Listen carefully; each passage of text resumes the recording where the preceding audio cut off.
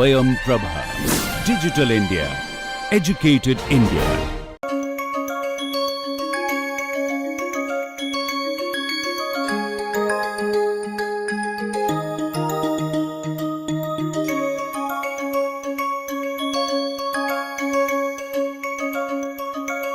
Hello and welcome to this first lecture on the course on Introduction to Computer and Network Performance Analysis using Queuing Systems.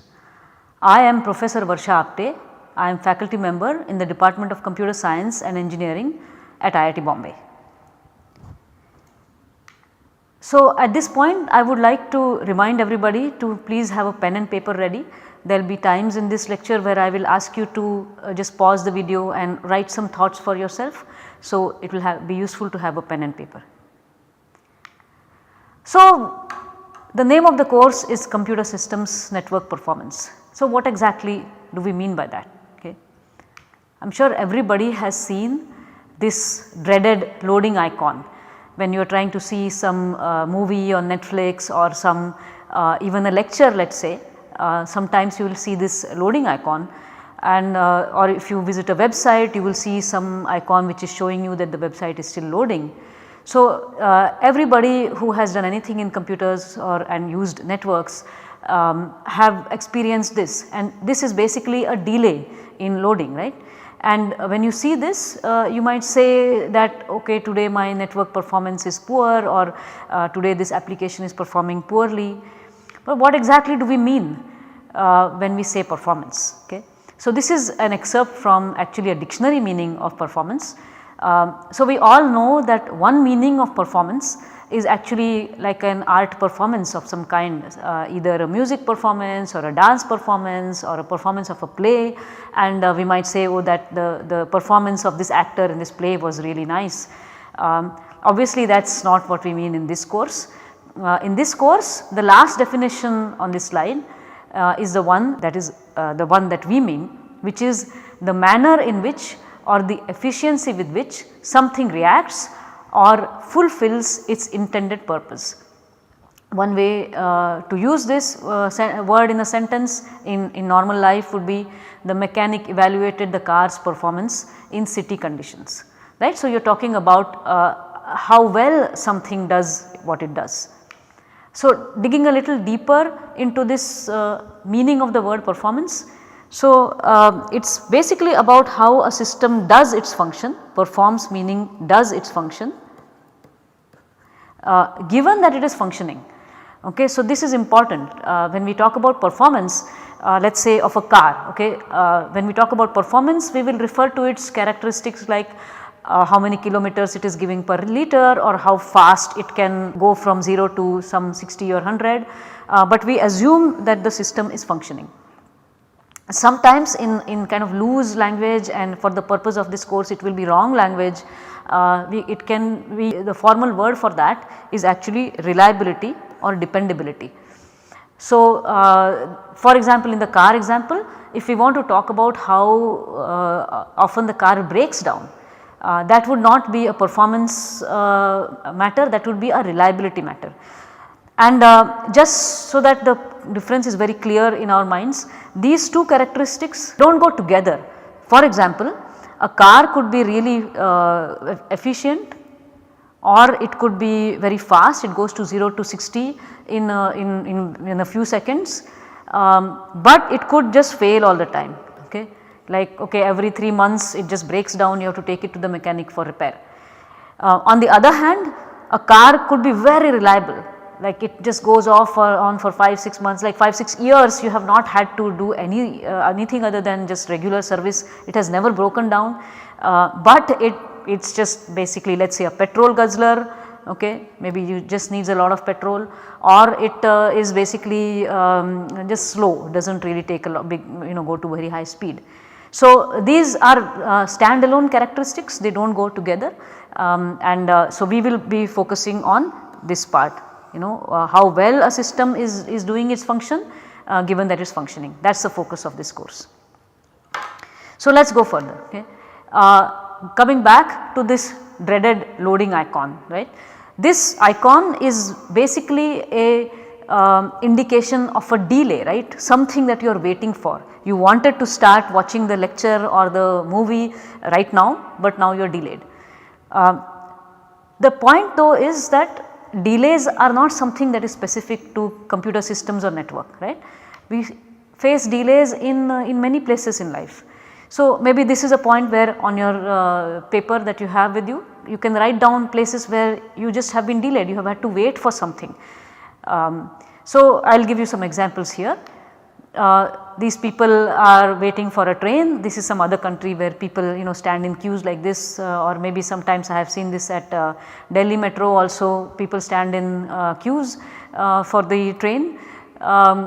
And they are going to face a delay. This person here is going to be have some time to go from here to here, and also they are just waiting for the train to come from whichever side. The train is not here yet. Okay. Then this is actually a photo of a poll booth, and these are all voters waiting to vote, and clearly this person here, this person here, and all of these people actually are going to face some delay. There will be some ID checking and so on that, so they will spend some maybe hours in the line. Okay. Then we have this escalator here, right. This is people have come out of this train and there is a crowd here, and the people who were right here, they got onto the escalator quickly, but other people have to wait. Similarly, there is this woman, I mean there is nobody in front of her, but she is still waiting for the elevator because the elevator is somewhere else, right. Then we have this road, and we all know we have seen traffic jams in our life, we have spent a lot of hours in our life on the road. So, clearly whoever is here is going to be delayed to wherever they were planning to go, right. Just digging a little deeper into the delays, why do delays happen? I mean something is common between the 5 photos that I showed, right. The person waiting for the elevator, the road, the escalator, the poll booth, the train station. Is there something that is common here due to which people end up waiting? Okay, think about it, write it down. Why do delays happen? One reason of course, as we discussed during the definition of performance is breakdown, right. Maybe this person here has gone for a lunch break, or this escalator just was not working for some time, there could be breakdown. But the focus of this course, as I said, is not about breakdowns, and because breakdowns are not always the reason why delays happen. This person could be really working very efficiently, really trying to do the ID checks and everything, and very busy, not taking any breaks, but still a line can form, right. Similarly, this escalator could just be functioning perfectly, still there will be a crowd and there will be delays. So, it is not always breakdown is not the reason always. Okay. Actually, more commonly the reason is contention for shared resources. So, let me talk about each word. What is a resource here? The resource is the thing that everybody is using, and we can see here. So, for example, the road is the resource here, the poll worker is the resource here, the escalator is the resource here, and in the previous photos it was the elevator, somewhere it was the train, right. These are all the common resources and they are shared. Obviously the road is not only for one car. So, if you are living in a bungalow and there is a driveway that just comes to your bungalow, then sure, that road is not shared by anybody, and of course there will never be any delay to get onto that road. If the elevator was like maybe you own the building and the elevator is just for you, the elevator could always be parked wherever you just got off. So, you are going to go there itself and there will never be any delay.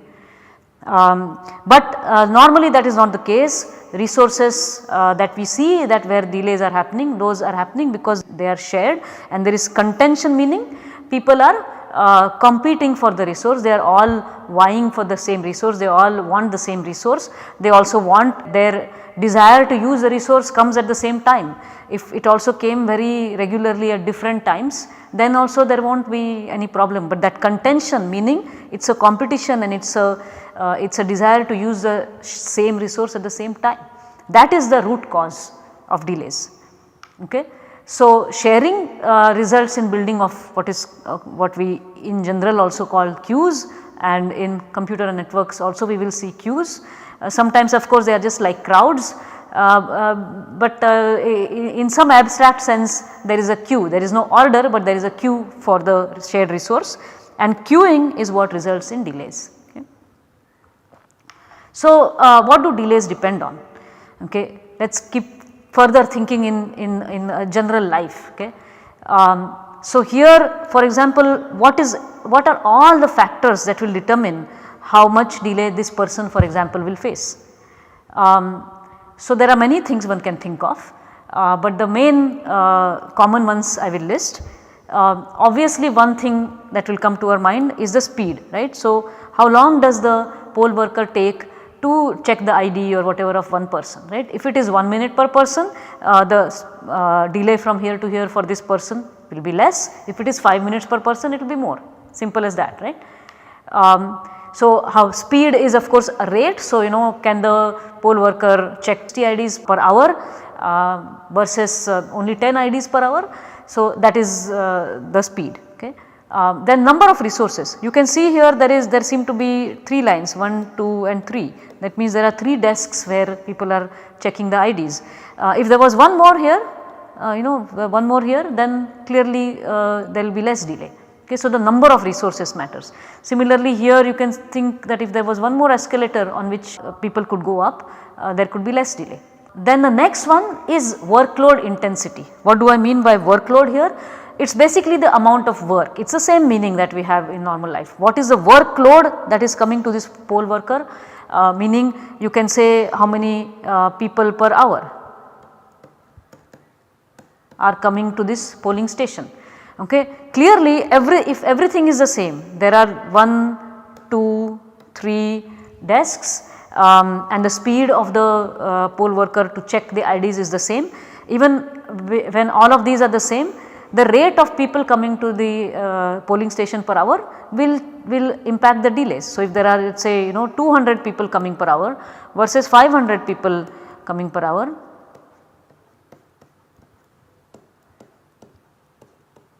so 200 arrivals per hour versus 500 arrivals per hour, the delay will be different because the lines will get longer, right. For 500 the line will be longer, for 200 the line will be shorter, even if rest 3 are the same.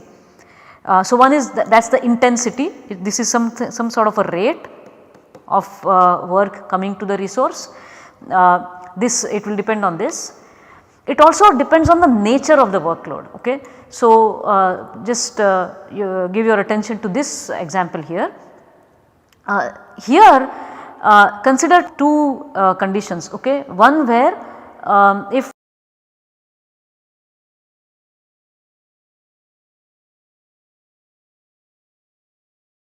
10 persons arriving per minute to this escalator versus 100 persons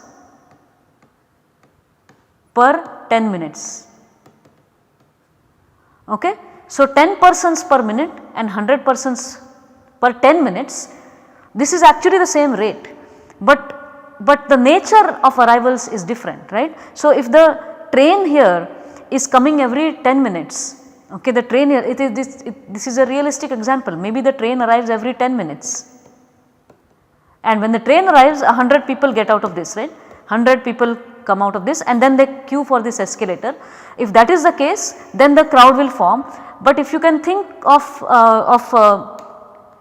10 persons per minute coming here, 10% does not look like there will be much delay, they will be able to go up this escalator pretty fast versus 100 persons every 10 minutes. So, in this case the rate or the workload intensity is actually the same, but the nature is different. Okay. And this kind of second thing is called bursty,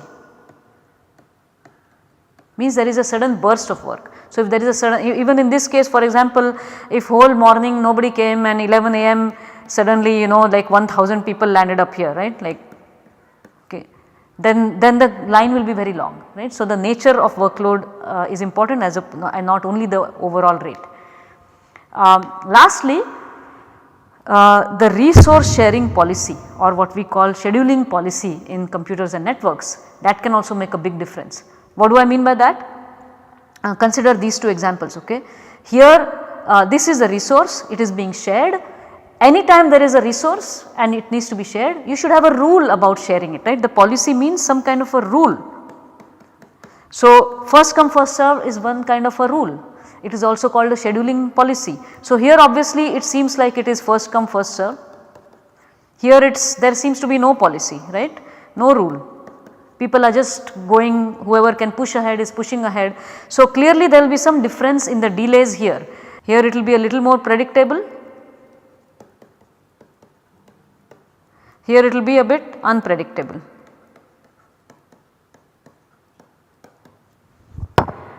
So, now also compare these two roads, right.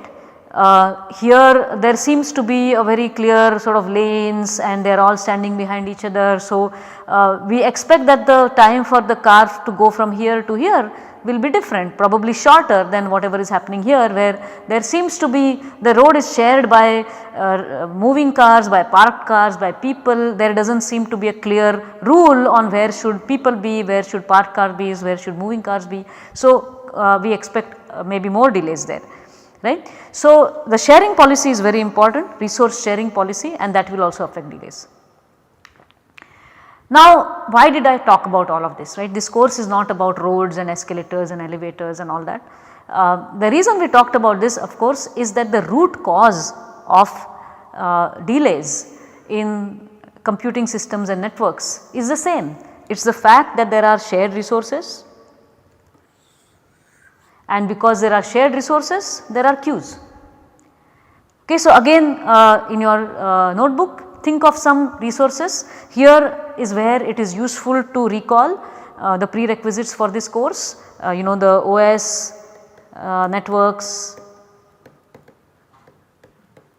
all kinds of undergraduate prerequisites. So, think of hardware, computer hardware also. There are many resources. Okay. The most simple resource that comes to mind is CPU. Okay. And when you think of any resource, think of who uses it. Okay. A CPU is used by whom? If you remember your operating systems, the entity that is actually scheduled on the CPU, it is called either a process or a thread, right. Or you can think of a network link, right, a network link. What is it that actually goes on a network link in terms of computer networks? I mean, you can think of many things, it is you know, electromagnetic signals and so on, but a computer networking view of link should suggest to you that the thing that uses links are packets.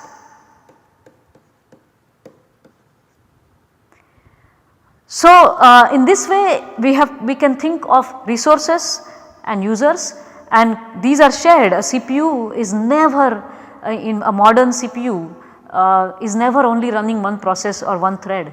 It is running actually hundreds of processes and hundreds of threads, and there can be only one CPU and hundreds of threads, and they have to wait their turn to run on the CPU. So, there are delays. A packet, lots of packets go on the link, and if many thousands of packets come to one link at the same time, like happens when you are downloading a file or something, then there will be a queue. Okay. So, here is a little more detail of that example. Look at the first example of a packet queue for network links. This is basically a network here, these are switches, and there are links shown, and this is here an IP camera that is connected to this switch. Let us imagine that there is one more switch here, okay, one more camera here. Let us say there is one more camera also sending. So, this IP camera will be sending packets here, this IP camera will be sending packets here, and let us imagine that all of this is going to this router here. So, if all of these packets are going on this shared link, this is basically shared, then a queue will form, right. On this outgoing link there will be a queue. Okay. Similarly, you can consider this computer and this laptop. Suppose they are both talking to this laptop, they are both, suppose this laptop is downloading a file from both these computers at the same time. So, again this computer will send packets here, this laptop will send packets here, and both these will be queued, will be wanting to be sent on this link. So, a queue will form here. Okay. Similarly, there are when we go to a website, we send an HTTP request. If you remember, again remember your application layer protocols, what goes to a website is HTTP requests or web requests, right. It is a web request going to a web server. A web server is nothing but a process with multiple threads running on a server machine, right. So, here I have shown 4 lines to represent 4 threads. So, suppose these are all busy right now working on some request, then the next request that comes here will have to queue, and this will basically be a buffer some in the computer memory.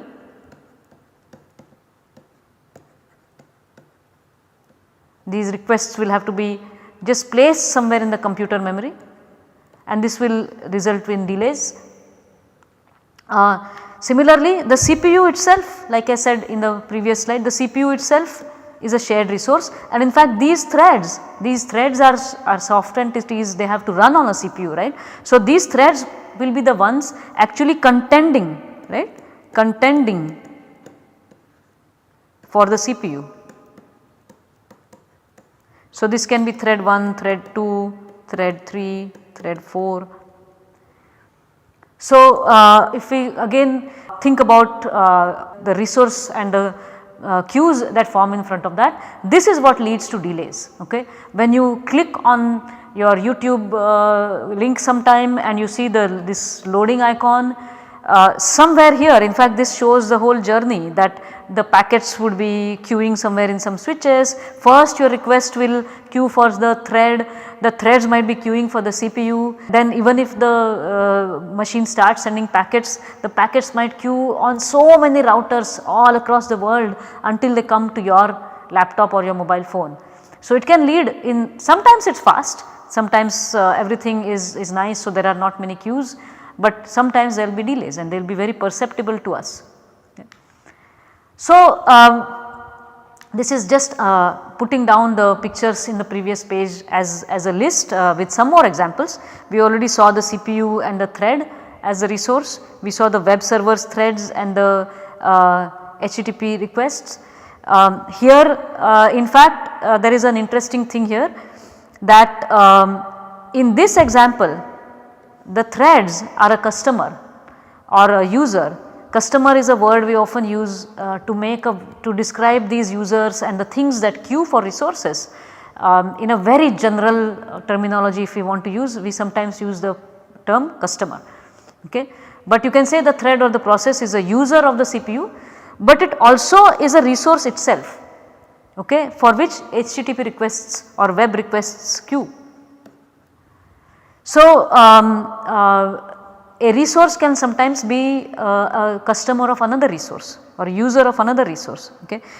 We saw this link example with IP packets as the users.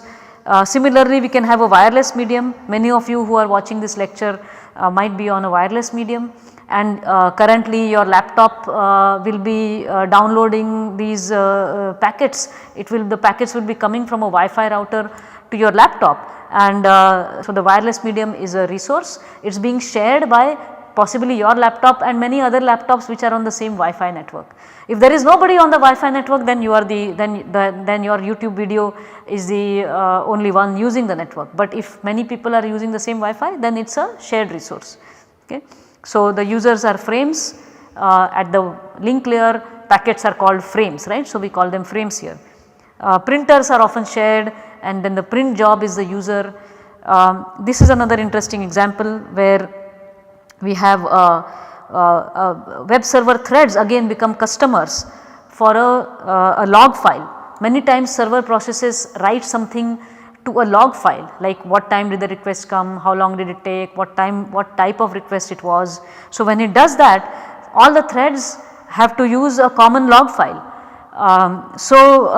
Then this log file is a resource, because if another thread is writing to that log file, the other thread who also wants to write to that log file has to wait. So, there is actually a queue of threads waiting to write to the log file. Okay. Another very important example is cellular network channels. So, when we use our mobile phones and make a normal cellular call on our mobile phones, they actually go on these things called channels, which are owned by the cellular operator, and the user entity there is the call itself. The channel has to be given to the entire call. And sometimes if there is a lot of traffic, nowadays it does not happen much, but if there are not many channels and there are too many users, some emergency has happened, everybody is trying to make a call, you will get a network busy signal, right. You will get on your phone actually a message which says network busy, that means all the channels are busy. Okay. So, these are all the resource and user pairs, and it is useful to think in terms of these pairs. Clearly there is a notion of performance right, that exists for all of these resource user pairs, right. There are the notion of performance is often seen as delays. We often say something is slow or something is fast. That is one very common way that we describe and we talk about performance of a computer or network system. But can we formalize it a little more? Can we talk about a few performance metrics like the time to load a web page, that is a metric. Similarly, all of these, just as we discussed, the delays depend on number of shared resources, the speed of the resource, the workload intensity. Can we, for each of these systems actually, the ones that we listed here, can we be more specific? The earlier discussion was in the context of roads and escalator and elevator and poll workers and things like that. Can we talk in terms of computer systems and networks and identify some parameters on which these are the factors on which the performance will depend on. Okay. So, this is what we will do in our next lecture, and thank you for listening.